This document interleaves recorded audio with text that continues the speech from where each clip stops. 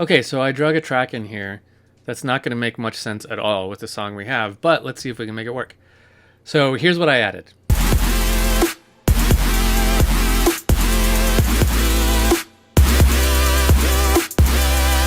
Okay, so the first thing we want to do is warp this so that Live knows its correct tempo. Okay? Don't worry about it fitting in with the track. We just need to get the tempo correct here. So I'm going to turn on warp. Okay, then I'm going to zoom in a little bit here. Not that much. And first thing I'm going to do is just try to find the beats, or the significant points.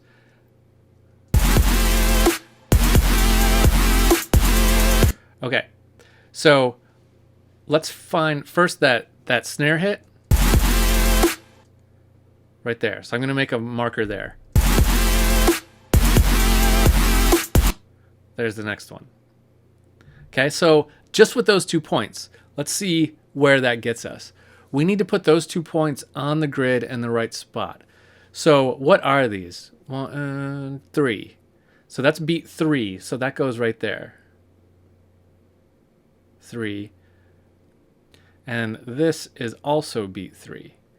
Okay, I'm going to let everything in front of it shift, because the more warp markers you put in, the more Live starts to try to figure it out. So let's see if we're close now. The way we test is we turn on the metronome.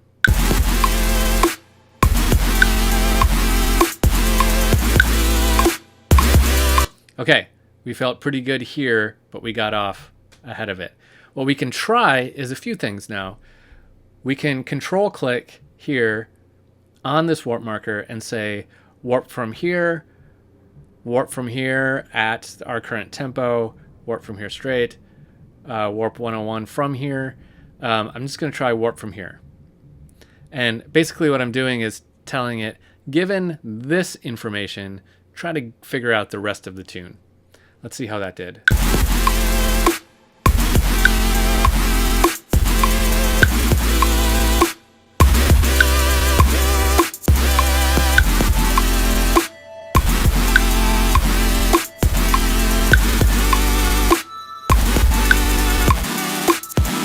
Okay, it's pretty well on, actually. Think about what you hear as the downbeat. Make sure every time you hear a downbeat, it's on a whole number, either 4, 5, 6, 7, etc. It should more or less be 1, 3, 3, 4, 4, 5, 6, 7, 8. So it's pretty much lining up. If it wasn't, we can go through and give it a little nudge either way. Where's 7? I thought it was 7. I was close. On 7, I felt like it hit, but it was just a hair off. So I'm going to put a marker there just to help us out a little bit.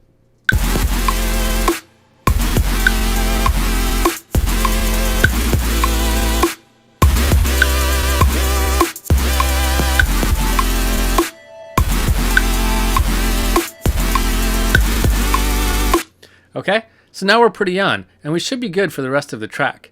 If we go way out here, we still should hear that we're still on beat. Oops, let's start way up here.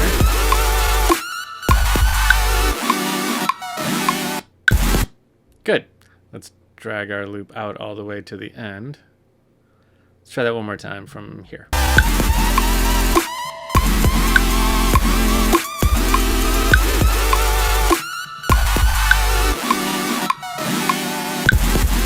Okay, pretty good.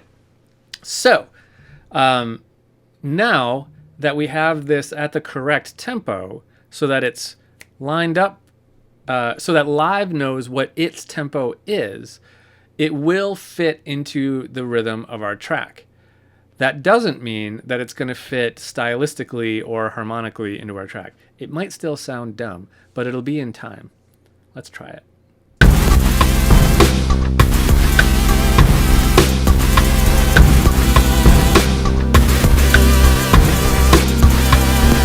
Okay, so that is just a huge mess. So you wouldn't want to actually do this, but it was the quickest thing I could think of to show us warping a whole track, right? Okay, now you might have noticed one interesting thing happening. I'm going to go back to soloing this. Around here.